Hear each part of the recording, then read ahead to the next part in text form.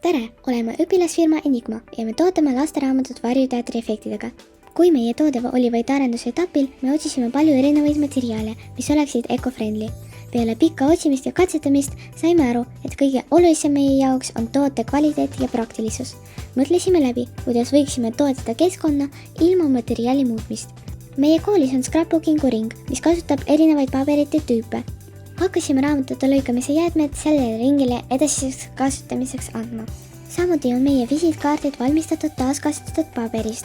Meile läks nende eest veidi rohkem maksma, aga samamoodi see muutub meie firma ökojäljejälje. Veedame klassiruumis palju aega, äriidete arutamisel, raamatute tootmisel, mis tõttu tuleb sageli ostma joogepudeleid. Firma loomise alguses otsustasime, et hoiame pudeleid klassis ja anname ära taraautomaati aasta jooksul. Ning laekunud raha kanname firma arvele, et hiljem heategevuseks kasutada. Armastuse ja valgusega teie